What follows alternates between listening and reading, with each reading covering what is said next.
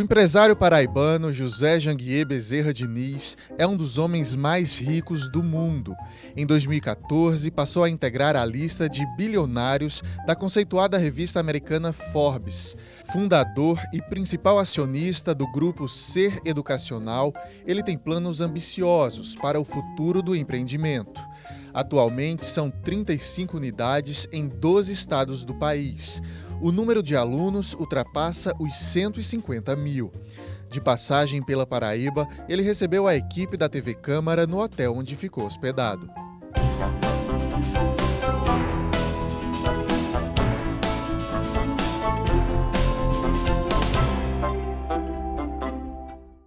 Você de casa acompanhando a nossa programação, seja muito bem-vindo ao Câmara Aberta. Dr. Janguier, também muito obrigado por aceitar nosso convite. Muito bem-vindo à tela da TV Câmara. Eu que agradeço. O senhor está lançando o livro A Trajetória do Ex-Engraxate, que chegou à lista da Forbes, sua autobiografia. Quem não lhe conhece muito, esse título já prende bastante, já desperta a curiosidade para saber que história é essa. E a gente quer conhecer um pouco da sua história no programa de hoje. Vou começar por sua infância, então, lá no interior da Paraíba. O que é que o senhor guarda de recordações? Que infância foi essa? Que primeiros anos de vida foram esses?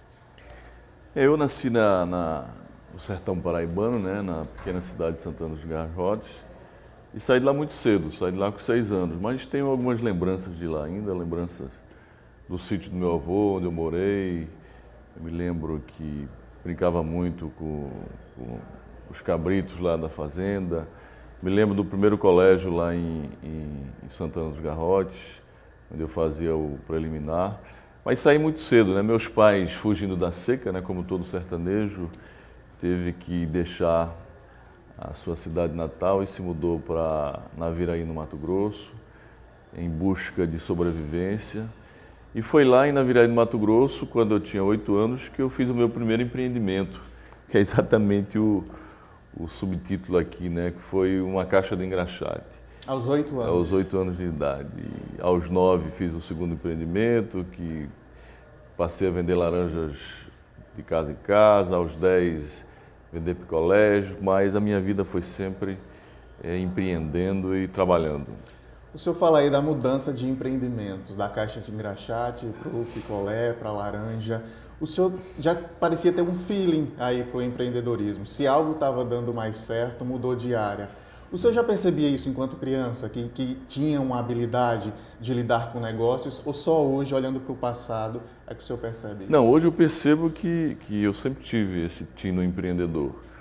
Agora, o empreendedorismo ele é um fenômeno cultural, né? Se você tem uma família empreendedora, você tende a ser empreendedor. Se a sua família não é empreendedora, você tende a procurar se empregar. O meu pai, apesar de ser de poucas letras, ele sempre tentou montar o seu negócio, mas infelizmente ele não detinha as características do empreendedorismo, que era o conhecimento, a informação. Ele só tinha a coragem e o sonho. Então eu acho que eu sempre vi meu pai empreendendo, embora nunca os empreendimentos dele deram certo, eu comecei a empreender também. E até hoje tenho empreendido, né, com o Grupo Ser Educacional, que a gente pode falar daqui a pouco sobre ele. De Mato Grosso, o senhor vai morar no norte do país, até a adolescência?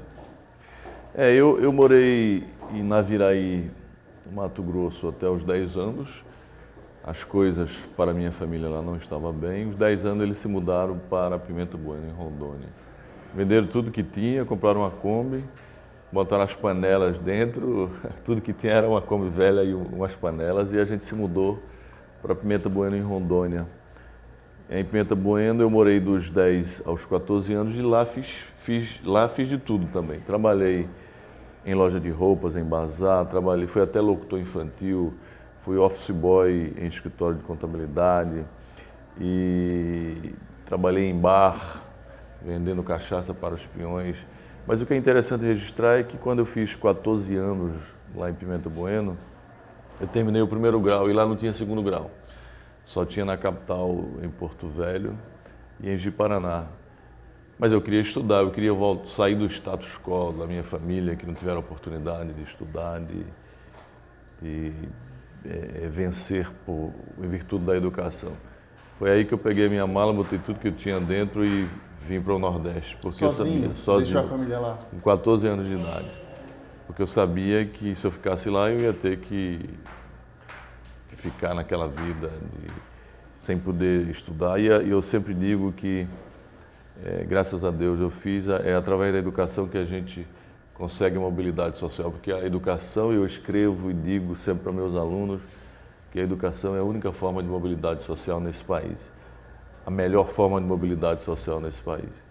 Então, se você consegue se educar, se consegue estudar, como de fato eu fiz, né? Eu fiz vários cursos superiores, mestrado, doutorado, cheguei a escrever 15 livros, esse é o 15º livro em que eu conto essa trajetória toda, e se unir a educação ao empreendedorismo, aí você consegue chegar ao sucesso e à prosperidade com mais rapidez. A gente percebe que o senhor sempre teve esse pensamento. Aos 14 anos, deixar a família lá do Norte, voltar para o Nordeste, Recife, no caso, o senhor volta para Recife. Eu vim aqui para João Pessoa, cheguei aqui a morar um ano aqui com minha tia Irene Bezerra. Estudei um ano no Liceu Paraibano, mas aí, em busca de novas oportunidades, eu fui embora para Recife, procurei um tio meu lá, Nivan Bezerra da Costa, que era advogado. Eu queria ser médico na época, mas quando cheguei lá, ele me deu um emprego de office boy. E engraçado que ele perguntou se eu sabia fazer alguma coisa, ele não me conhecia, só que eu tinha feito aquele curso ASDFG de datilografia, né, que antigamente você fazia, na época não havia computador, e eu datilografava muito rápido. Então ele viu que eu sabia datilografar e me deu um emprego, falou, vou lhe dar um emprego, você vai ganhar um salário mínimo, procura uma escola pública, procure um quarto aí para alugar para morar. E eu falei, era isso que eu queria, é aquilo que eu queria para mudar a minha vida, e foi ali que eu comecei. Eu queria ser médico, mas como comecei a trabalhar no escritório de advocacia, me apaixonei pelo direito, e aí estudei, fiz vestibular na Universidade Federal de Pernambuco, passei entre os primeiros colocados, depois fiz letras na Universidade Católica, e ali que o meu tio, que foi considerado meu segundo pai, aí que começou realmente a minha vida.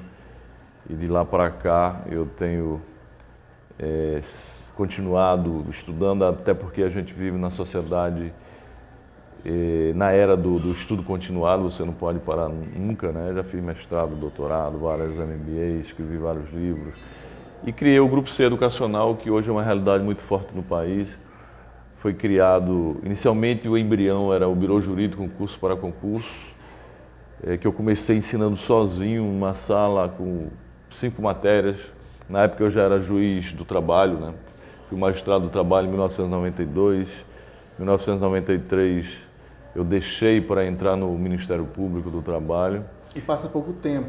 O senhor decide de fato investir em educação. O que é que levou o senhor a essa decisão? Mas não foi pouco tempo, né? Eu passei pouco tempo como magistrado. Eu fui magistrado em 92 e 93, juiz do trabalho.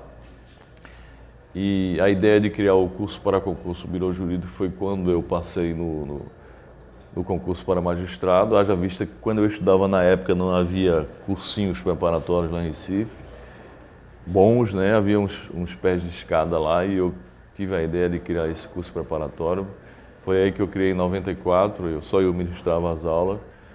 Mas aí eu sempre com a ideia de empreender, de criar uma universidade.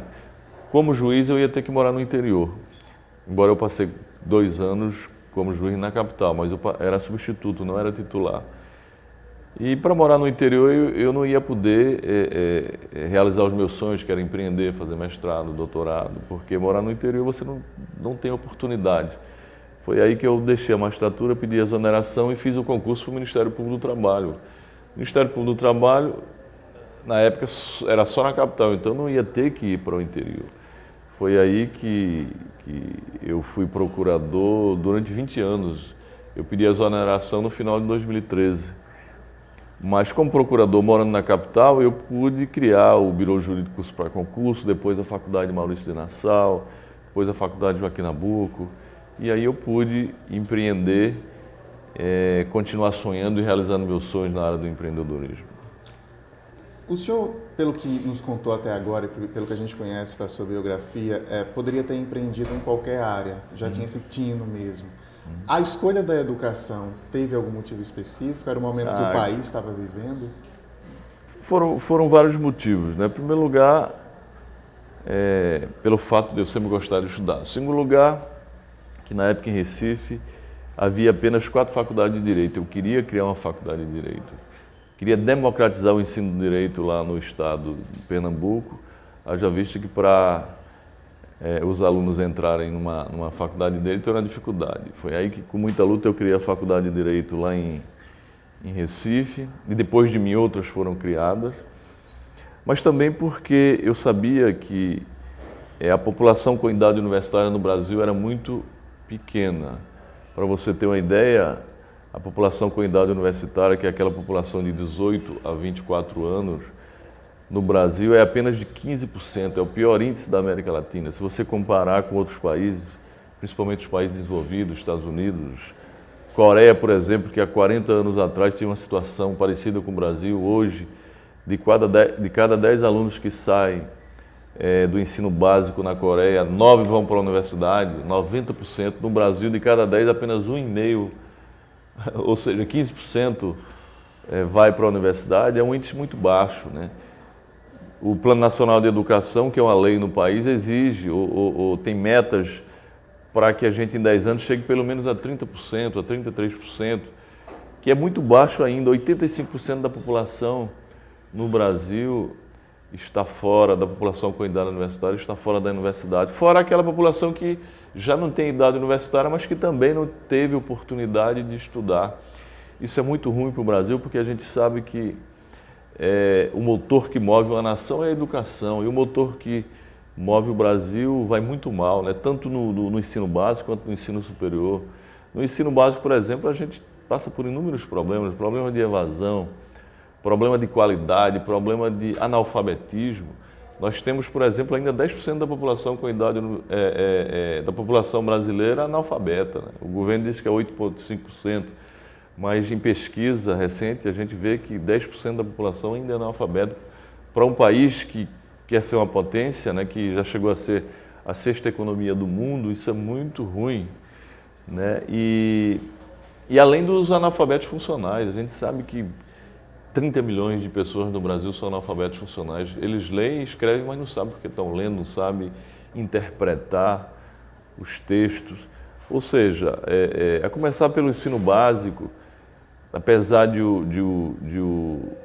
a verba para a educação no Brasil ser uma verba constitucionalmente garantida, 18% pela União Federal e 25% pelos estados e municípios, a gente sabe que, e aumentaram agora, está cerca de 6% do PIB, essa verba não chega, é muito mal utilizada, os professores são mal preparados, as escolas são não têm infraestrutura, o tempo que o aluno passa na escola é muito pouco, o tempo de escolaridade também é muito pouco. Ou seja, a gente precisa repensar muito o Brasil, embora já tenha melhorado bastante, era pior, né? Precisamos repensar o Brasil, precisamos fazer com que a educação realmente possa ajudar a desenvolver esse país. A primeira coisa que tem que se fazer é usar bem a verba que é destinada para a educação, que infelizmente ela não é bem utilizada.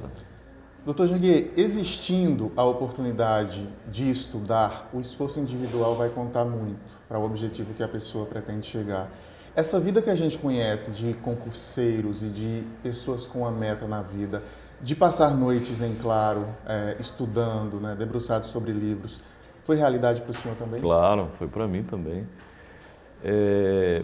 Eu criei várias empresas, eu escrevo aqui no livro toda a minha trajetória, inclusive os erros, os acertos e os erros. Eu tive muita coisa também que não deu certo.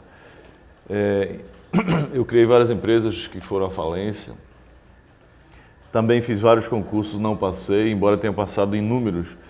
Mas quando eu resolvi que eu tinha que passar, eu sonhei, né? E agora eu busquei transformar esse sonho em realidade como? Traçando o sonho de passar no concurso público, transformando esse sonho num projeto de vida e traçando metas. Eu tracei metas de estudar durante 2 anos, 6 horas por dia e cumpri.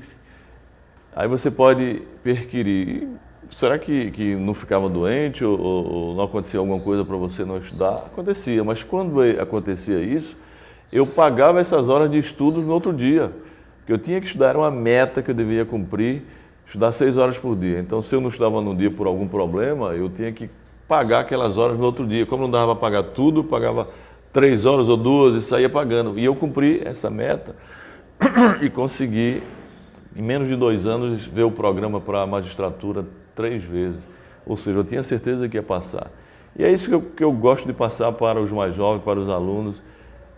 Primeiro você sonhar, tentar transformar seu sonho num projeto de vida, traçar metas para cumprir, porque quando você faz isso, o universo conspira a favor do sucesso. Ter coragem de ser ousado, ser determinado, persistente e obstinado, que aí você vai conseguir. E foi assim que eu consegui passar entre os primeiros lugares. Embora antes não passei em vários concursos, mas depois, quando engrenei, quando tracei metas e cumpri as metas, eu passei em todos os concursos que fiz, para juiz, para procurador, para mestrado, para doutorado, para professor da Universidade Federal, antes para oficial de justiça, que não assumi, e outros concursos também na minha vida. Recado importante. Vamos fazer uma pausa rápida aqui para um intervalo. Logo na sequência a gente volta conhecendo um pouco mais sobre a trajetória de vida do empresário Janguier Diniz. Até já.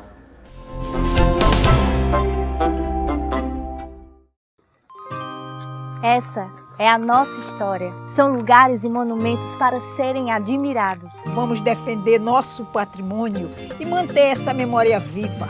Essa é a nossa cidade. São praias e espaços verdes para curtir a natureza. Com a Câmara Municipal, vamos cuidar e preservar nossas belas paisagens. Se João Pessoa é o seu lugar, junte-se a nós. E vamos espalhar cuidados por aí. João Pessoa é o nosso lugar e a gente cuida.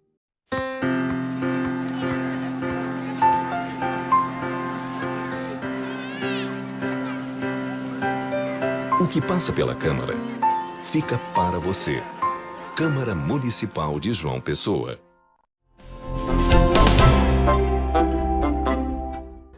A Câmara Aberta está de volta hoje conversando com o empresário Janguier Diniz. Doutor Janguier, em que momento o senhor percebe que o Grupo Ser Educacional estava se consolidando e poderia ampliar para outras capitais do Nordeste e chegar ao norte do país também? Eu, quando fundei a Faculdade de Moral e Ensinação em Recife, o meu sonho maior era fazer uma grande universidade lá no estado, de qualidade, né, com todos os cursos da área do conhecimento humano. Mas no início eu não imaginava que o grupo pudesse ser um grupo regional e até nacional. Mas como eu passei a ser vice-presidente da Associação Brasileira das Mantenedoras em Brasília, eu comecei a observar os outros grupos, principalmente os meus colegas, que começaram a dar passos no sentido de expandir os seus grupos e inclusive para a Bolsa de Valores. Eu cito como exemplo aqui um grande amigo, Carbonari, que foi o fundador da Anhanguera Educacional, que estava dando esses passos há 10 anos atrás. Eu falei, aquele sonho de ter uma grande universidade em Pernambuco pode se transformar num sonho maior, porque eu sempre digo também, e digo para meus alunos, digo aqui no livro, que o importante é sonhar e sonhar grande. A gente tem que pensar em ser o Alexandre o Grande, não devemos pensar em ser Alexandre o Pequeno, né? Sonhar grande, que quando você sonha grande, você consegue pelo menos parte do sonho que já é grande. Falei, eu também vou transformar o meu grupo numa instituição regional. Foi aí que eu comecei a dar entrada em projetos para outras grandes cidades. E comecei também a comprar algumas instituições, como aqui em João Pessoa. Em João Pessoa nós compramos a instituição que tinha sido autorizada, antes de começar a gente comprou a autorização, compramos em Campina Grande, compramos em Natal, compramos em Maceió, fundamos em Fortaleza, e aí a gente traçou a meta de crescer organicamente, criando desde o início, e crescer por aquisição também.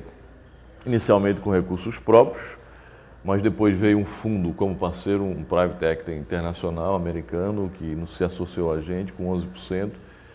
E hoje o grupo é uma realidade, hoje o grupo tem 35 unidades no Brasil, estamos criando organicamente mais 25, já tramitando em várias cidades do Brasil, estamos analisando outras instituições para comprar. Recentemente compramos a Universidade da Amazônia, com mais de 15 mil alunos, a UNAMA, compramos a Universidade de Guarulhos, com 5 campi lá em Guarulhos, com cerca de 20 mil alunos. Então o objeto agora é se transformar num grupo nacional, deixar de ser um grupo regional. O grupo hoje tem 35 unidades, é em 24 cidades, 12 estados, com 150 mil alunos, forma cerca de 12 mil egressos todos os anos. E isso é interessante você ver algo que eu criei do zero, que eu criei desde o primeiro tijolo. Onde eu chego no Brasil, eu encontro ex-alunos, né? O grupo hoje já tem 11 anos, ex-alunos que já são juízes, magistrados, membros do Ministério Público, empresários, gestores. Um dia desse foi muito interessante que eu cheguei para receber um prêmio numa cidade e sentou uma jovem do meu lado, aí disse, posso conversar com o senhor? Eu disse, claro, eu também vim receber o prêmio. Eu disse, que legal. Mas eu fui aluna da sua faculdade, das primeiras turmas, em administração. Comecei na empresa como estagiária, fui contratada como diretora financeira, sou a diretora financeira do grupo, que é um grande grupo, e estou aqui também para receber o prêmio em nome da empresa. Aquilo me deu uma satisfação enorme em saber que tinha criado uma universidade que tem proporcionado muito sucesso para muita gente, né? A gente forma 12 mil pessoas todos os anos e a maioria dessas pessoas, cerca de 70%, estão empregadas, estão construindo o seu futuro. E eu digo aqui no livro que o objetivo maior do livro é fazer com que aquelas pessoas sonhem e busquem transformar seus sonhos em realidade e saibam que é possível mudar o seu destino. Porque tem gente que acha que está com uma vida difícil, vivendo em dificuldade, que não pode mudar o seu destino. Pode mudar o seu destino, desde que sonhe, busque transformar seus sonhos em realidade, que tenha coragem, ousadia, porque é possível. Agora, doutor Janguier, qualquer empreendedor, qualquer ser humano, aliás, passa por adversidades, passa por obstáculos na vida, ainda mais na vida de um empreendedor. Tem um jeito, tem uma forma de passar melhor por eles? Tem um jeito Janguier Diniz de resolver situações? Eu já passei por muitas adversidades, muitos obstáculos, muitas pedras, né?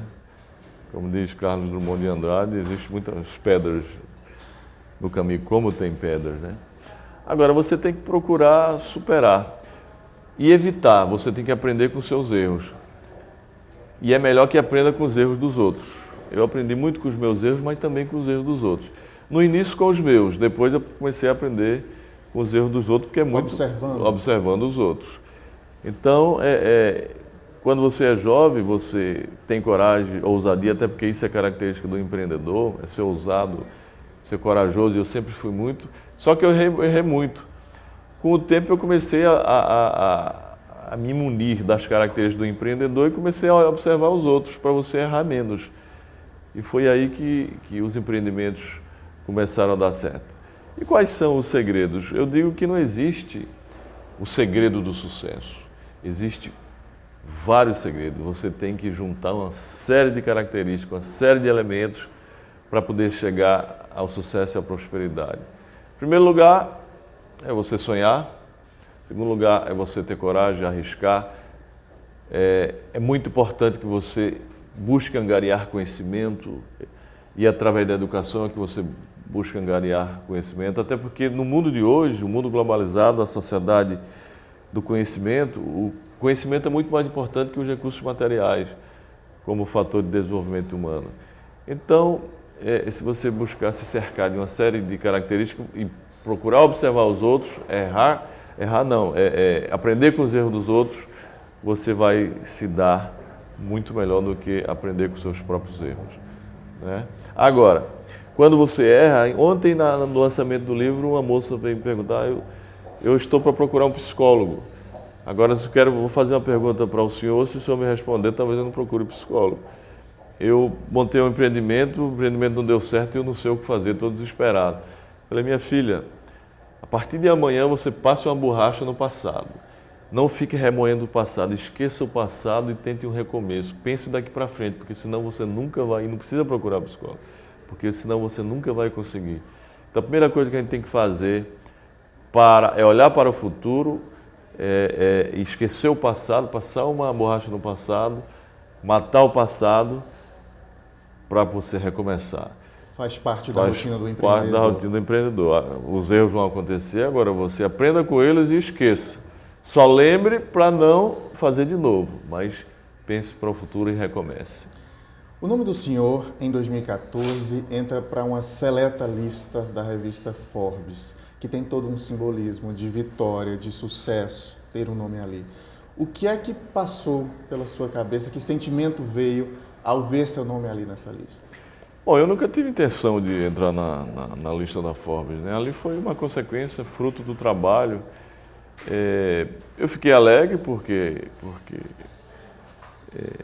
participar de uma lista onde grandes empresários participam, e aquilo me deixou muito lisonjeado, muito feliz. Mas aquilo, para mim, lista de Forbes é uma ficção. Aquilo depende, o dólar sobe, o dólar baixa, você está, você sai, você...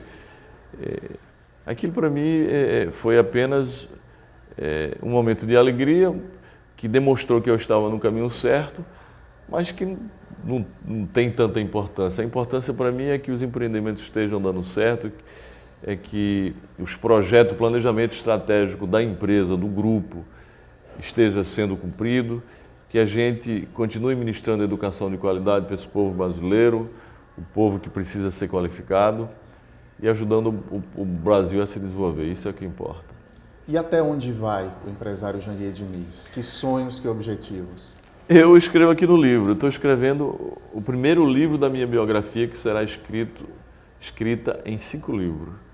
Eu escrevi o primeiro livro aos 50 anos, contando a história desde quando eu saí de Santana dos Garrotes, aqui no Sertão Paraibano, lá no Sertão Paraibano, até a entrada do grupo na Bolsa de Valores, até a entrada do meu nome na lista da Forbes. E costumo dizer que estou começando agora, porque para mim a vida começa aos 50. Tem gente que diz que a vida começa aos 40, para mim começa aos 50. E como irei trabalhar pelo menos até os 90, a cada 10 anos eu quero escrever um livro contando a década.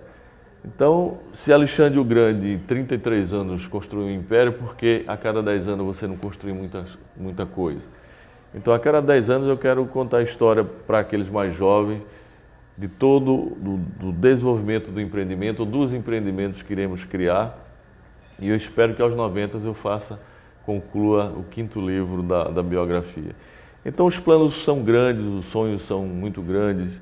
Um deles é transformar o Grupo C Educacional, que hoje é o maior do Norte-Nordeste, o 6º do Brasil, um dos maiores grupos do Brasil e, quiçá, do mundo, por que não um grupo internacional? A gente tem planos para internacionalizar.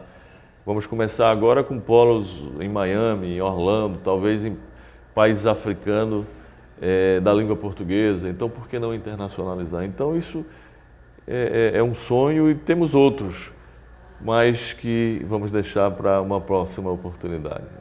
Acho que a gente já precisa encerrar. Lhe desejar sucesso, acho que é uma redundância, mas a gente sempre deseja mais sucesso. Espero poder entrevistá-lo no próximo livro daqui a 10 anos, contando essa próxima década. Muito obrigado mais uma vez por aceitar o nosso convite. Eu é que agradeço. Câmara Aberta de hoje termina agora. Eu lembro que pela internet é possível rever este e todos os nossos programas, deixar sugestão de pauta, comentar pelo facebook.com/TV Câmara JP. O nosso canal no YouTube também é TV Câmara JP. Muito obrigado pela companhia e até no nosso próximo encontro. Tchau!